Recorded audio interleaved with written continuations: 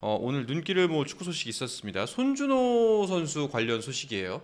이 내용이 결국에는 피파가 손준호 선수의 징계를 전 세계로 확대하는 것을 기각했다라는 내용이죠. 그러니까 이 결정은 지난 10월에 중국 축구협회에서 내린 결론이었었고요. 중국 축구협회는 손준호 선수가 승부 조작에 가담을 했기 때문에 영구 제명 징계를 내려야 된다. 그리고 이것은 피파를 통해 가지고 전 세계 축구계 모두 적용이 돼야 된다라는 주장을 했습니다. 그러니까 중국 축구협회는 이미 자국 리그에서는 이제 손준호 선수는 뛸 수 없다라고 못을 박은 뒤에 이거를 전 세계에 동일하게 적용해 달라라고 피파에다가 얘기를 했어요. 근데 이제 그 당시에도 나왔던 얘기가 뭐냐면은 과연 중국이 징계를 내린 그 혐의에 대한 증거가 확실하냐? 그리고 그 부분이 이 정도 징계까지 나올 문제냐? 요거는 피파에 갔을 때 다른 결과가 나올 수도 있다라는 얘기도 있었거든요. 오늘 대한축구협회가 전달한 것은 피파가 내린 결정에 대해 가지고 대한축구협회 받아가지고 대한축구에 알린 거예요. 네. 거기에 따르면 피파는 아니다. 이 징계는 전 세계에 적용될 수 없으므로 기각하겠다. 이렇게 되면은 중국 축구협회의 주장만이 지금 이제 중국 리그 안에서 적용이 되는 거고 나머지 리그에서는 이제 손준호 선수는 선수 생활하는 데는 원칙적으로는 문제가 없습니다. 없다. 중국에서만 못 뛰고 전 세계 어디를 가더는 일단 선수 생활을 할 수가 있다는 거잖아요. 그렇죠. 그러니까 그 손준호 선수가 이제 그때 당시에 그 정체불명의 돈을 받았고 그거는 이제 확인이 됐는데 네. 이게 과연 승부 조작과 관련된 돈이냐 아니냐에 대한 네.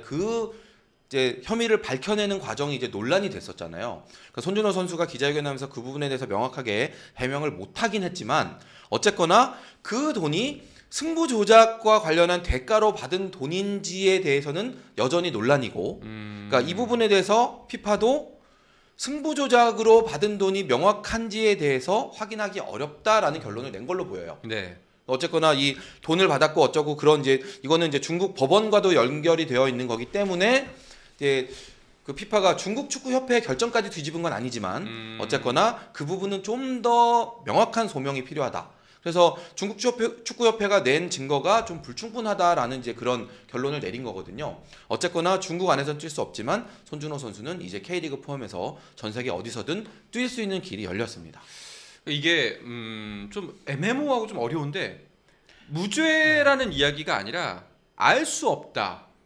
그게 왜냐면은 손준호 선수가 기자회견에서도 얘기했지만은 돈을 주고받은 상대인 진징다오라는 선수, 네. 중국 국가대표인데 이 선수는 배경이 조선족 출신입니다. 네. 그래서 김경도라는 한국 이름도 갖고 있고 한국어를 잘하기 때문에 손준호 선수가 산둥타이산에 갔을 때부터 굉장히 친하게 지냈던 선수예요.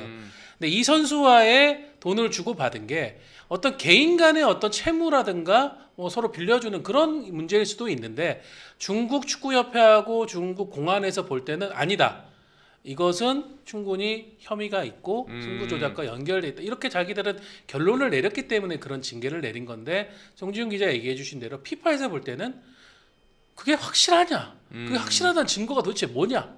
뭐 음성적인 징계가 있었는지 아니면 서로 간에 어떤 그 부분이 승부 조작과 연결돼 그것이 밝혀지지 않았기 때문에 피파는 기각을 한 거지. 그러니까 어떻게 보면 중국은 정황적 상황에 대한 확신을 갖고 징계를 내렸다고 봐야 되는 지금 상황이에요. 그렇기 그러니까 때문에 피파가 기각을 한 거고요. 증거 불충분으로 인한 무혐의 정도가 되겠네요. 그렇죠. 예. 뭐 그렇죠. 이제 그 근데 우리식 표현이라면 그렇죠. 이제 그 예. 부분이죠. 이제 무죄라는 이야기는 아니고 피파가 그렇죠. 이제 손준호는 무죄입니다라는 말까지는 아닌 거고. 알겠습니다.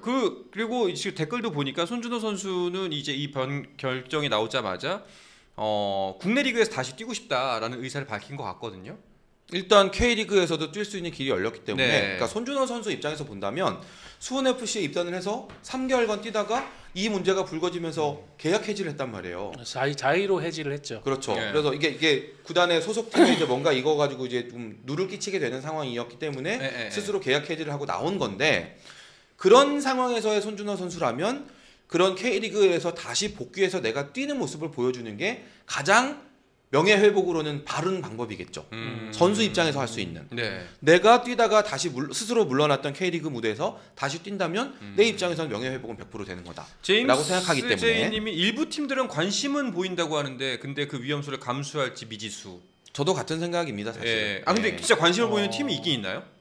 왜냐면 손준호 선수는 검증된 선수잖아요. 거기다가 경이로웠던 게 9개월 포함해가지고 공백이 약 10개월 이상이 됐는데 이 선수가 돌아오고 바로 리그 베스트급의 퍼포먼스 보여줬어요.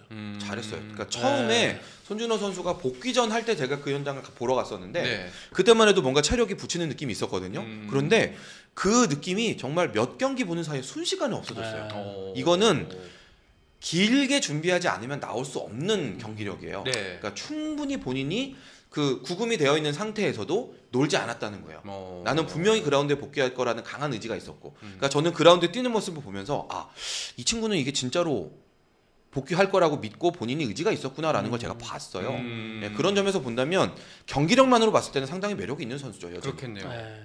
근데 또 뭐 여러 가지 문제는 있을 것 같습니다. 왜냐하면 이제 그때 기자회견 때 사실은 손준호 선수가 해명을 하는 부분에 있어가지고 의욕적인 부분에 그런 거에 대해 말끔하게 해결을 못했다라는 인상이 뭐 미디어나 팬들에게도 남아 있었었고요. 그리고 또 현실적인 문제인데 손준호 선수가 수원 FC로부터 받았던 연봉도 적은 금액은 아니었어요. 이제 그 정도 금액까지 써가면서 또 이미지적인 부분에서 아무래도 해소해야 될 것이 남아있는 선수를 우리가 쓰겠다라고 지금 거기다가 어느 정도 선수 구성에 대한 부분들이 K리그 각 팀들이 거의 다 이제 끝나가는 시점이라 가지고 네. K리그에서 이제 선뜻 손준호 선수의 의지를 받아들일 구단이 나타날지는 지금으로서는 미지수라고 할 수 있겠네요. 그렇네요. 쉽지는 않아 보이는 거는 확실합니다.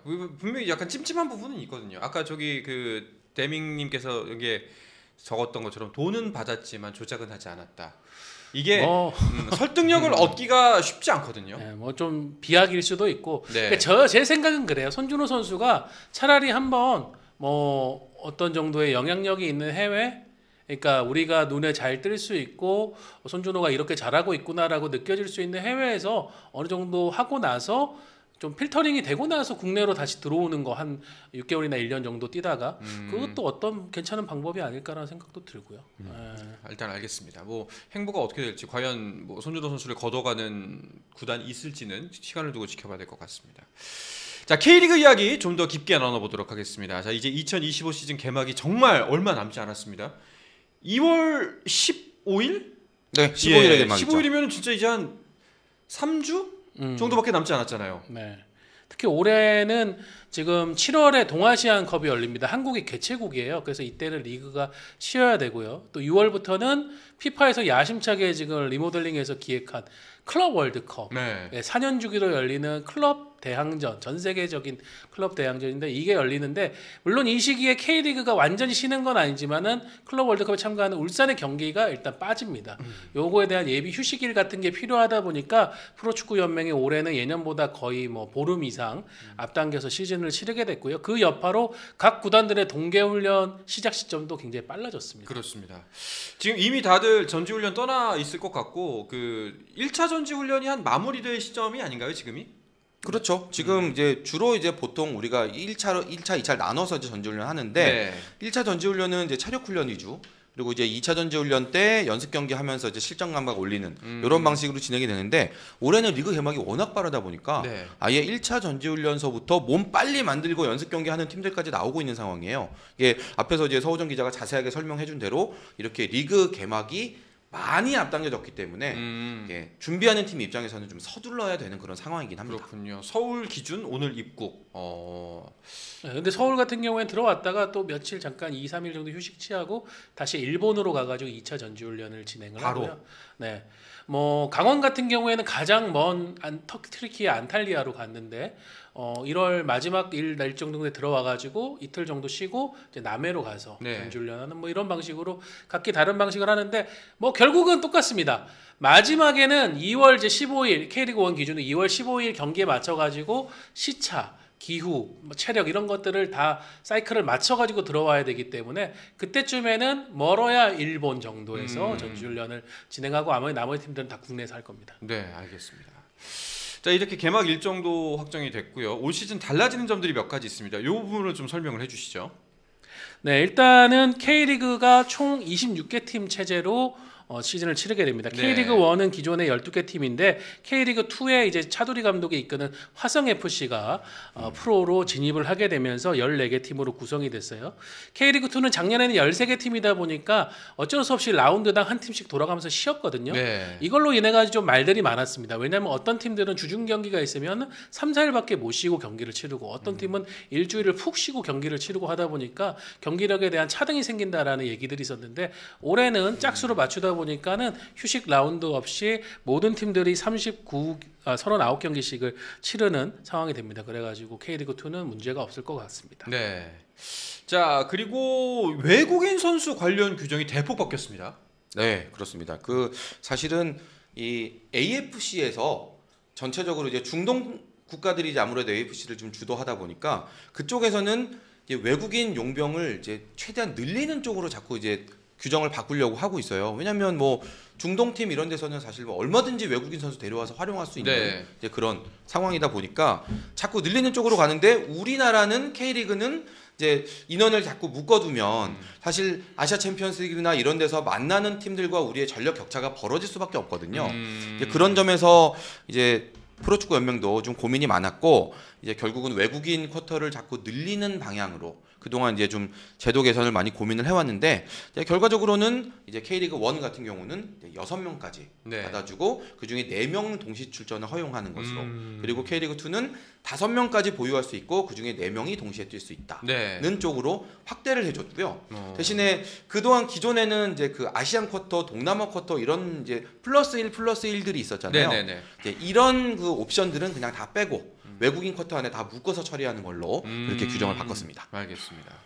자, 그리고 선수 안전을 위해서 뇌진탕 교체 제도가 도입이 됩니다. 이게 경기 중에 뇌진탕 증세를 보일 경우에 교체 인원에 포함되지 않고 그냥 번외로 즉시 교체를 할 수 있는 제도죠. 네. 즉시 교체를 하고요. 이게 상대 팀에게도 차별이 되면 안 되기 때문에 상대 팀도 동시에 이제 한 명을 교체할 수 있는 네. 권리를 갖게 됩니다. 이거는 이제 국제평의회에서 선수 보호를 위해 가지고 작년 3월에 최종적으로 결정을 해서 도입을 한 제도인데 K리그 같은 경우는 그래요. 국제평의회에서 결정한 새로운 제도 도입이 항상 1년 가량 뒤에 늦게 들어옵니다. 왜냐하면은 국제평의회 같은 경우에는 추춘제를 치르고 있는 유럽 리그를 기준으로 하다 보니까 3, 4월에 결정을 하고 다음 시즌, 새 시즌에 네. 즉각적으로 도입이 가능한데 K리그는 현재 춘추제를 하고 있잖아요. 2월이나 3월에 개막하다 보니까 그게 좀 격차가 많이 걸리는 편인데 어쨌든 K리그도 선수 보호를 위해서는 이 제도가 합리적이다, 타당하다라고 판단을 하고 도입하기로 했습니다. 네. 자, 그리고 댓글에서도 나왔는데 홈그로운 제도가 도입이 됐습니다. 이 부분도 설명을 해주시죠. 네, 그 해당 팀이 육성한 외국인 선수를 이제 그러니까 그냥 외국인 선수를 이렇게 사오는 거 말고 어렸을 때부터 길러서 우리 팀의 어떤 그런 어떤 정체성 같은 거를 이제 익혀서 올라온 유스 팀에서부터 그렇죠. 예. 유스 팀에서부터 올라온 이 선수를 외국인 쿼터로 포함시킬 거냐 아니냐가 이제 그동안에 여러 가지 논란이 있었는데 사실 외국인 쿼터에 들 거라면 이렇게 육성할 필요가 없는 거잖아요. 그냥 좋은 선수를 이제 들여오면 되는데 이번에 이제 그 홈그로운 제도라고 해서 외국 국적이더라도 이제 그 팀의 유스에서부터 차근차근 밟은 그러니까 규정상 그래요. 3년 이상 그 팀에 뛰었거나 내지는 띄엄띄엄이더라도 총 5년 이상 몸담았던 선수면 네. 이 선수를 이제 외국인 쿼터에서 제외하고 이제 신인 선수로 받아준다. 국내 선수 취급을 하겠다. 네. 예. 그래서 지금 이 1호 선수가 나왔잖아요. 이번에 FC 서울의 그 코트디부아르 국적의 사무엘이라는 선수. 네. 네, 이 선수가 부모님이 다 코트디부아르 국적이에요. 근데 그 아버지가 우리나라에 이제 그분이 그 국립 발렛 그 무용단 네네. 무용수 출신이거든요. 오. 근데 우리나라에 공연을 왔는데 그때 코트디부아르가 내전이 생겼어요. 아 예. 그래도 못 돌아가게 된 거야 나라에. 어. 어떡하지? 하다가 아 나는 그러면 한국에 정착을 하겠다 했는데 국적은 코트디부아르 유지를 한 거죠. 그래서 그 기화하지 않으시고. 네, 예. 그래서 태어난 사무엘도 코트디부아르 국적이 유지가 됐고 네. 그래서 외국인이에요 사실. 그 서울 용산구 보광동에서 태어났습니다. 오산중 오산구야. 우리말 너무 잘해요. 그쵸. 최근에 저희 그 언론사하고도 인터뷰를 했는데 네. 한국말이 너무너무나 유창한데 어쨌거나 국적은 코트디부아르. 이 선수를 어떻게 처리할 건가? 이제는 내국인 신분을 받게 됩니다. 그렇죠. FC 서울에서 그동안 쭉 길러왔던 선수기 때문에. 그게 맞죠. 그렇죠. 예. 글로벌 시대잖아요. 예. 지금 우리가 스포츠뿐만이 아니라 사회의 다양한 영역에서 보면은 비슷한 배경을 가진 이제 외국 국적의 사실상 소울은 한국인인. 그렇죠. 예를 들면 조나단. 조나단. 네. 예. 이런 이제 친구들이 많이 활동을 하는데 그 부분에 대해서 그러면은 한국 축구 K리그는 어떻게 대응할 것인가? 여기에 대해서 K리그가 뭐 저는 조금 더 빨리 했었으면 좋았을 거라는 생각이 들어요. 왜냐하면 과거에 포항에도 풍기 사무엘이라는 선수가 있었는데 그렇죠. 네. 이 선수도 기화 절차를 밟는 게 너무 어려운 상황인데 어떤 구제 방법이 없었던 거예요. 그래서 지금은 조금 뭐 포항을 떠나서 다른 하부 리그에 있는데 이런 경우 안타까운 경우들을 좀 구제할 수 있는 그런 방안. 그리고 이게 어떻게 보면은 한국 축구의 또 새로운 경쟁력이 될 수 있어요. 이 친구들이 이렇게 한국 축구 안에서 자기 역량을 발휘하다가 나는 뭐 아버지, 어머니의 나라보다는 한국이 더 나한테는 맞는 것 같아. 그럼 나 한국으로 기화해서 한국 국가대표로 뛸래. 이런 선택도 할 수가 있는 거잖아요. 그러니까 새로운 한국 축구의 경쟁력을 찾을 수 있는 기회이기도 하기 때문에 네. K리그가 굉장히 좋은 지금 제도를 선택했다고 생각합니다. 알겠습니다. 자, 그리고 또 한 가지 변경점이 있습니다. 이게 잔디 관련 이야기네요. 네, 이거는 K리그가 즉각적으로 좀 시행을 한 부분이라 생각해요. 왜냐하면 작년에 잔디 때문에 이슈가 너무 많았었잖아요. 네. 특히 AFC 챔피언스리그 엘리트에 출전하는 울산과 광주가 홈 경기장 잔디 상태가 너무 심각하다 보니까 AFC에서 안 돼. 이런 데서는 경기를 치를 수가 없어. 너네 이거 시정 못하면은 홈 경기 개최권 뺏을 거야라는 상황까지 갔었단 말이에요. 국제망신이죠. 네. 국제망신. 울산은 그나마 울산 시내 안에 잔디 관리가 잘 돼 종합운동장 있는 울산 종합운동장으로 바로 이전해서 경기를 치렀는데 광주는 어떻겠습니까? 광주시로부터 3시간 30분 거리인 용인에 있는 용인 미르 스타디움을 가서 자신들 홈 경기를 치렀어요. 이거 굉장히 우픈 일이거든요. 그러니까 이제 K리그가 이런 부분에 대해 가지고 그러면 우리가 어떻게 이걸 컨트롤할 것이냐? 이제는 강제력을 발동하겠다는 거예요. 홈구장 잔디 관리 못하면은 이제 홈 개최권 뺏겠습니다. 다른 지금 저쪽 경기장부터 먼저 가가지고 경기를 치르게 하겠다. 혹은 아예 홈 경기장 경기를 취소시키고 뭐 중립 지역이나 다른 곳으로 가도록 조치하겠다. 그거를 연맹이 즉각적으로 결정할 수 있는 권한을 만들겠다는 걸 이사회를 통해서 통과시켰습니다. 그럼 이제 좀 긴장하겠네요. 어쨌든 강제력이 발동이 되는 그러니까요. 거죠. 홈 경기 한번 잃어버린 거니까. 그렇죠. 홈 네. 경기장을 잃어버린다는 게 무슨 의미냐? 이길 수 있는 확률도 줄어들고 홈 경기 개최로 인한 수익도 사라지고 네. 또 팬들도 자존심 상하고 뭐 스폰서하는 기업들도 굉장히 불만이 생길 거고. 그렇죠. 그러니까 잔디에 대해서 더 신경 써라라는 확실한 메시지죠. 우리가 사실은 그동안 K리그 하면서 잔디 문제 이번에만 나온 게 아니잖아요. 근데 매번 여름에는요 너무 푹푹 삶아져 가지고 안 되고 뭐 이래서 안 되고 뭐 잔디가 우리나라 기후에 맞지가 않고 그냥 다 같이 변명만 했던 시절이었던 것 같아요. 근데 사실은 이거는 투자하면 해결이 되거든요. 네. 뭐 우리나라에 다른 천연 잔디 쓰는 다른 종목들은 잔디 관리 잘 되는 종목들이 있단 말이죠. 예를 들면 뭐 골프라든지 이런데 똑같은 기후에서 하고 있는데도 잔디 관리가 잘 되는 종목들이 있어요. 그러면 그런 종목의 노하우를 받아들이고 투자를 더하면 해결되는데 그동안 우리는 뭐 여름엔 원래 그래요. 약간 그런 느낌으로. 네. 심지어 국가대표팀 A매치를 하는데도 잔디 문제가 매번 불거질 정도로 그렇죠. 우리가 바꾸지 않았었는데 이번에 이런 이제 강제적인 어떤 그런 제도를 도입하면서 이렇게 상태로 두는 건 잘못된 거구나라는 스스로의 각성, 제대로 관리를 하는 게 맞겠구나라는 이제 그런 부분을 우리가 다 같이 깨닫는 거고 네. 그런 의미에서 의미가 있다고 봅니다. 사실 이게 시설 관리이기 때문에 대부분의 구단들은 구단보다는 이제 지자체 이쪽에서가 책임을 좀 더 져야 되는 경우가 많긴 해요. 그렇죠. 이게 그러니까 프로축구 연맹의 메시지는 뭐냐면은 구단이 이거 빨리 시설 관리 주체한테 얘기를 해가지고 더 면밀히 신경 쓰도록 만들어야 된다라는 얘기거든요.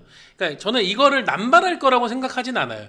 근데 작년에 광주처럼 상태가 너무 심각하거나 이런 상황이 발생을 한다? 그러면 써야죠. 그렇죠.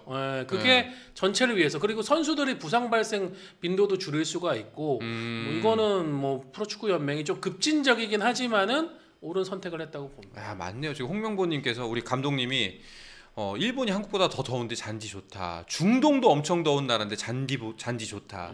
그러니까 그런 핑계는 더 이상 이제 먹히지 않는 것 같습니다. 그러니까 결국은 유지보수의 노력. 그렇죠. 이 부분이거든요. 그 부분은 이거는 해결할 수 있는데 우리는 그동안 여름에 그래요라는 생각으로 그냥 안 했던 거예요. 네. 왜냐면 이게 그냥 가만히 있으니까는 뭐 책임도 안 지고 구단도 지자체도 서로가 떠넘기기 바쁜 이런 상황이 되니까 여기에 대해서 그러면 이제는 이 정도의 강제력을 발동해 가지고 어쨌든 불이익이 발생하니까 제대로 하셔야 됩니다라고 강력하게 지금 조치를 취하고 우리 지역 연고의 프로팀이 홈 경기를 하는데 잔디 상태가 좋지 않아서 홈 경기 개최권을 다른 원정팀한테 뺏겨. 아, 팬들은 돌아버리죠. 그것도 그러면. 만약 마지막에 뭐 파이널 A 가냐 B 가냐 정말 강등 중요한 선에서 경기라면. 이러고 있는데 그 지경이 된다. 그럼 팬들이 이거 지자체 뭐 하는 거야? 그쵸. 구단 뭐 하는 거야? 난리가 나는 거야. 그 그러니까 잔디에 그렇게 강하게 요구할 수 있는 그런 분위기를 만들 수 있어야 돼요. 네. 그런 의미에서 상당히 의미 있는 조치라고 보는 거죠. 알겠습니다. 이번 시즌 바뀌는 지점들은 대부분 다 환영할 만한 소식들인 것 같네요. 네. 네. 요즘엔 뭐 프로축구연맹이 대한축구협회도 뭐 일 잘한다라는 얘기가 괜히 나오는 건 아니라고 봅니다. 알겠습니다. 왜냐면은 홈그라운 제도 같은 경우도 제가 몇 년 전에 정몽계장하고 3년 연속 그 새해 초반에 이렇게 식사를 한 자리가 있어요. 거기서 저는 의견 한번 낸 적이 있어요. 왜냐면 그 자리가 정몽계 회장이 뭐 언론에 이렇게 있는 사람들한테 의견을 뭐 아이디어를 들어보겠다고 해서 제가 홈그라운 제도 좀 이거 좀 고려해 달라고 했는데 대한축구협회 안 하는데 프로축구연맹이 먼저 도입했잖아요. 네. 왜냐면 이게 프로에 들어오기 전에 이 선수들이 결국 다 아마추어 선수예요. 네. 대한축구협회가 사실 실질적으로 관리하는 선수들인데 그 부분에 대한 조치를 저는 대한축구협회가 더 먼저 했었어야죠. 그렇죠. 근데 이걸 프로축구연맹이 먼저 하는 겁니다. 네. 알겠습니다. 스포츠 플러스 한정의